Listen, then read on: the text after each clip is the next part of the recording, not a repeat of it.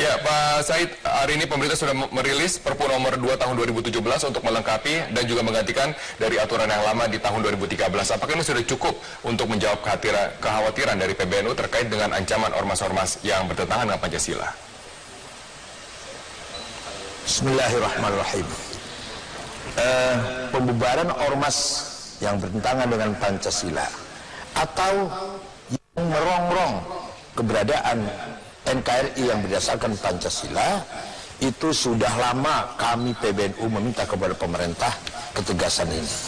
Kemudian lama sudah barangkali dianalisis dari berbagai sudut, baru Pak Wiranto Menko Polhukam mengeluarkan pada bulan Mei.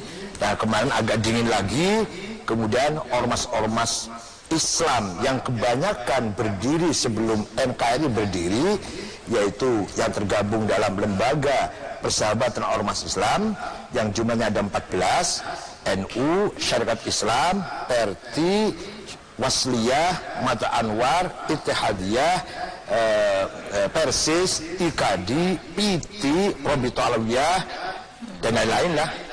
Kita berkirim surat kepada pemerintah agar segera dilaksanakan pembubaran ormas-ormas radikal yang merongrong keberadaan NKRI yang berdasarkan Pancasila. Alhamdulillah, kami menyambut gembira, pemerintah sudah mengambil sikap tegas, tepat, dan memang harus dilakukan seperti itu. Maka kesimpulan saya, negara tidak boleh kalah oleh sekelompok orang-orang yang akan mengganggu keberadaan NKRI dan Pancasila. Tidak boleh kalah. Jadi walaupun dengan perpu saja tidak melalui pengadilan, ini sudah menurut saya sudah cukup untuk mengganti Undang-Undang tahun 13 nomor 17 tahun 13. Oke, Pak Said, artinya kegentingan seperti apa yang menurut Anda membuat langkah pemerintah untuk mengeluarkan perpu ini memang sudah tepat? Kami di Ormas yang selalu, terutama saya ya, selalu terjun ke bawah, berjumpa dengan masyarakat bawah. Mereka semua resah dengan adanya ormas-ormas yang jelas-jelas radikal, provokatif, dan keberadaannya tidak membangun, tidak memperkuat persatuan, tidak positif dengan keberadaan negara yang bineka yang beragam ini. Maka sejak itu pula saya menerima laporan-laporan dari bawah, terutama dari teman-teman Gerakan Pemuda Ansor dan pelajar IPNU PPNU, begitu pula ibu-ibu Muslimat Fatayat, begitu pula organisasi pencaksilat NU, semua meminta kepada PBNU agar PBNU meminta kepada pemerintah membubarkan ormas-ormas yang radikal itu. Oke, Pak Said, setelah jeda komersial kami juga akan meminta bagaimana pandangan Anda mengenai sebagian kalangan dengan pandangan Anda terkait dengan keluhan dari sejumlah kalangan yang menilai bahwa perpu ini akan mengancam demokrasi Indonesia. Jadi disampaikan oleh Pak Menko Polhukam, Pak Wiranto, bahwa jangan dianggap perpu ini akan menjegal ormas-ormas Islam, membatasi hak demokrasi masyarakat yang ingin membangun ormas, yang ormas itu sangat positif untuk membangun budaya, martabat, memperkuat kepribadian menjadi bangsa, itu ya jelas.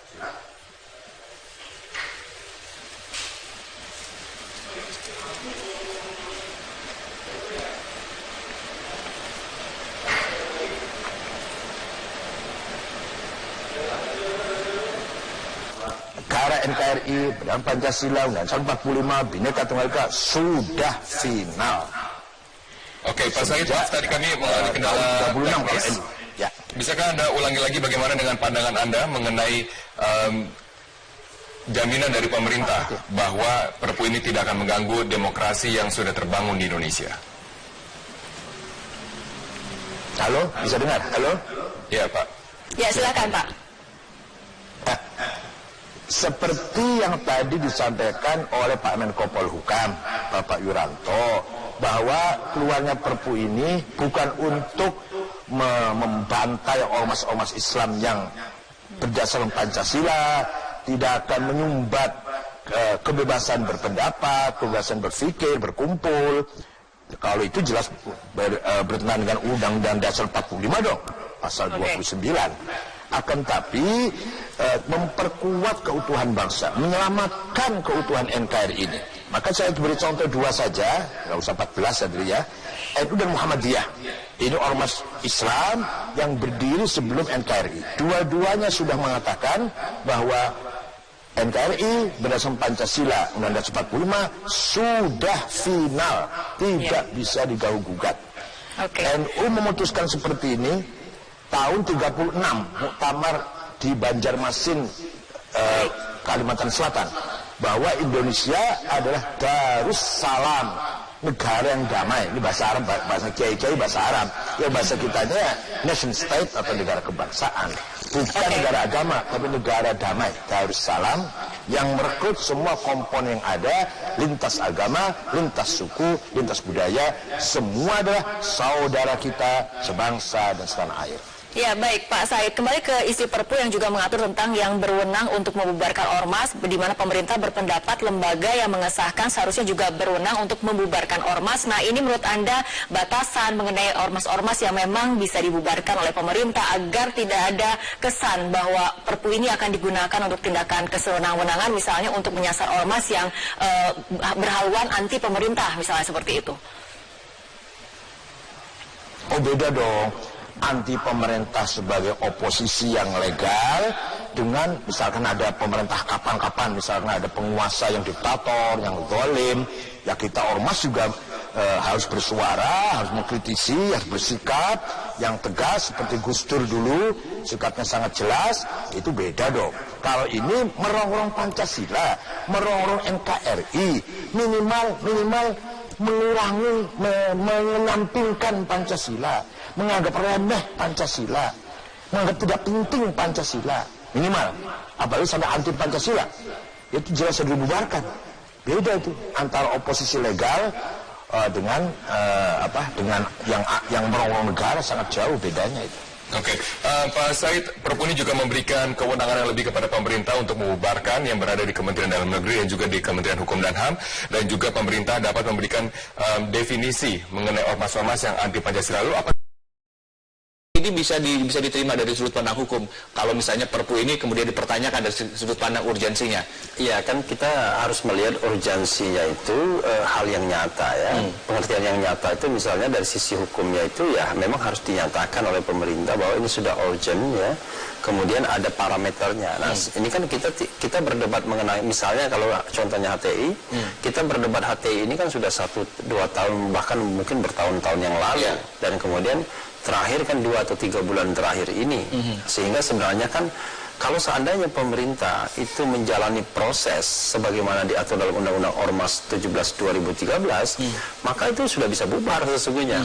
Tapi kan masalahnya pemerintah tidak melakukan step by step proses itu, membiarkan saja. Sebagai contoh misalnya di Undang-Undang 17/2013 termasuk Perpu ini diatur bahwa ormas yang melakukan fungsi seperti penegak hukum ya, yang suka sweeping, nahan orang dan lain sebagainya, itu juga bisa dibubarkan. Tapi masalahnya kalau ketika ada ormas yang melakukan hal seperti itu, apakah step by step untuk pembubaran itu dilakukan atau tidak? Kan tidak dilakukan. Tidak, padahal dari 2013 sudah ada undang-undangnya. Sudah ada undang-undangnya. Cuma sekarang adalah ketika pemerintah lalai dalam tanda kutip ya melakukan step by step itu, sekarang pemerintah ingin shortcut. Dan kebetulan ada nuansa sosiologis yang mendorong itu. Nah, saya mengkhawatirkan begini ya, karena kan kita orang hukum harus melihat parameternya. Jangan sampai kemudian bibit-bibit otoritarianisme ini muncul juga dari society. Di sini misalnya ada ketentuan begini. Ini bisa dibubarkan kalau kemudian ormas itu dianggap menistakan kelompok ya, agama dan lain sebagainya. Ada di Perpu itu? Ada. Sekarang pertanyaannya adalah misalnya kita kan sering ribut nih mengenai kelompok-kelompok sempalan dalam agama misalnya. Bisa jadi suatu saat kemudian kelompok masyarakat mayoritas ya atau yang kuat meminta pemerintah untuk membubarkan X. Kalau dulu pemerintah tidak punya instrumen untuk membubarkan begitu saja karena harus melalui due process of law. Kalau sekarang gampang sekali. Bang Refli, sebelum nanti disahkan ini kan harus lewat proses di DPR terlebih dahulu. Kira-kira menurut Anda dengan konstelasi politik yang ada, artinya banyak partai yang sudah mendukung pemerintah juga kan? Gimana kemungkinannya kan? Apakah banyak partai yang akan mendukung atau justru banyak partai yang akan menentang Perpu ini? Pertama, Perpu ini sudah berlaku sampai kemudian dia ditolak DPR, kalau salahnya ditolak. Dan itu ada waktu beberapa bulan, sehingga sudah bisa dilaksanakan untuk bubar, untuk sebelum dapat persetujuan DPR, misalnya sekarang dibubarkan langsung juga bisa? Bisa, tapi 7 hari kerja dulu. Jadi kasih peringatan. Padahal ada masa sidang nanti masuknya kalau misalnya. Iya, makanya sekarang 7 hari kerja peringatan, ya, lalu kemudian penghentian kegiatan bubar. Nah sekarang bagaimana konsultasi di DPR? Ya saya sih sebenarnya melihatnya begini, saya khawatir kan sekarang ini orang belum baca saja persisnya apa.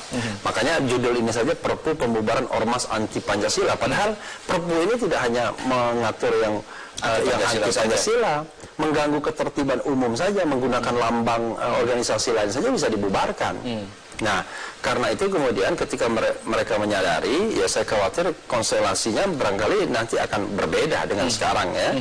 Nah, kalaupun kemudian lolos dari DPR, saya yakin pasti ada pihak-pihak yang mengajukan ke MK. Siapa saja kira-kira? Banyak dari ahli hukum, lalu kemudian juga dari saya kira bukan ahli hukum barangkali. Ahli hukum mungkin ada juga, tetapi yang akan mengajukan saya kira ormas yang potensial akan dibubarkan. Yang kedua, saya kira civil society yang bergerak di bidang hak asasi manusia dan lain sebagainya. Karena ini potensial bertentangan dengan pasal tentang kemerdekaan berserikat dan berkumpul, pasal tentang rule of law, negara hukum, ya. Tapi sekali lagi ya, saya paham tone masyarakat secara sosiologis. Mereka menginginkan adanya pembubaran ormas-ormas yang radikal, anti Pancasila dan lain sebagainya. Undang-undang yang dulu tidak menghalangi itu sesungguhnya. Perpu ini mempermudah itu, kan begitu. Hanya masalahnya adalah kita harus melihat jangan sampai kemudian bibit-bibit otoritarianisme itu kemudian kita munculkan setelah kita berdarah-darah. Ini komentarnya apa nih Pak Marsudi dari PBNU? Semuanya kan intinya mencari kebaikan, mencari mana yang lebih baik. Beliau juga hukum yang dikehendaki beliau adalah mencari kemaslahatan. Seperti saya di PBNU juga mencari kemaslahatan. Tapi kalau sudah jelas contoh-contohnya, kalau ada madorot, contohnya madorot ya, itu coba kayak di Libya, itu cuma berapa minggu jadi, begitu. Di Yaman, itu cuma berapa hari jadi, begitu. Di Irak, ya itu hanya berapa hari jadi.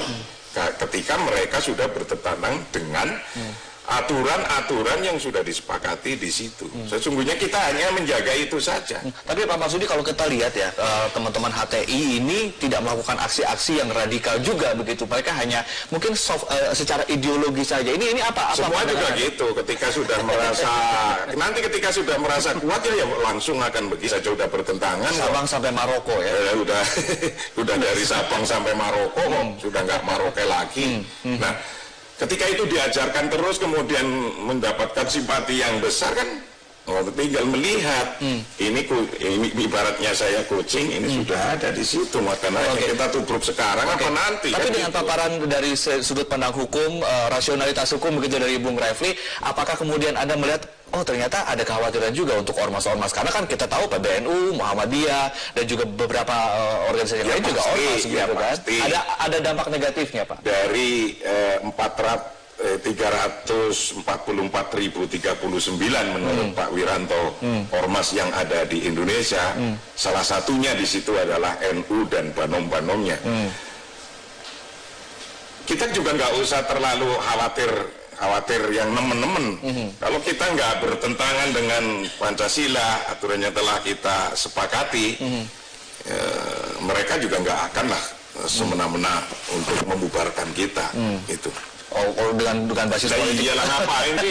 Oh ini kan priuk-priuk kita sendiri, tempat makan kita sendiri, tempat hidup kita sendiri. Masa kita mau pecahin sendiri itu? Tadi ada statement komentar Anda, saya ingin mendengar komentar Anda. Ada statement nih, kalau misalnya sekarang undang-undang itu kalau misalnya salah orang akan marahnya pada DPR, tapi kalau Perpu ternyata tidak bijak, orang akan bencinya pada Presiden. Ini apa komentar Anda?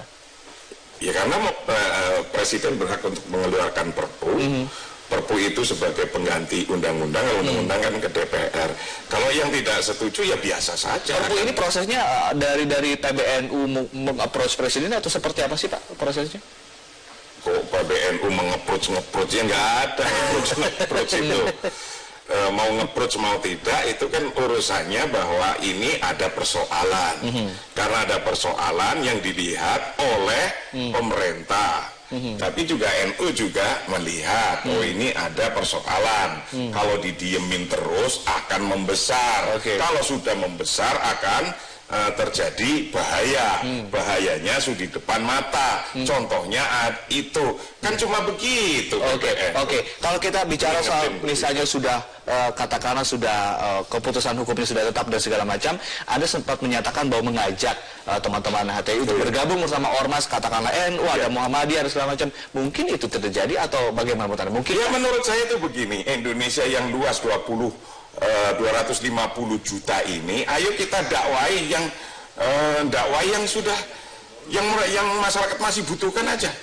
Dakwain baca Quran aja nggak habis-habis, ngajari untuk baca Quran aja nggak habis-habis, ngajari untuk sholat saja belum habis semuanya, ngajarin untuk bayar zakat agar mereka pada bisa menjadi pembayar zakat saja, itu belum bisa semua. Bagaimana mereka bisa jadi pembayar zakat biar jadi orang kaya semua, wong yang diajarkan membayar zakat bukan nguber-nguber zakat. Lah ngapain yang sudah jelas kayak gini masih mencari ikhtilaf yang lain. Ikhtilaf yang lain yang bertentangan dengan yang sudah kita sepakati. Itulah kira-kira. Itu tetap artinya memang kita lihat urgensinya juga sebagai masyarakat. Tapi Bang Refli, apa yang bisa dilakukan? Apakah kemudian nanti kalau DPR ternyata tidak menyetujui Perpu ini, ada segala macam, apakah pemerintah masih bisa mengeluarkan Perpu baru dengan revisi poin-poin yang menurut Anda mungkin tadi ada beberapa poin yang terlalu melebar, tidak hanya untuk anti Pancasila saja. Bisa seperti itu?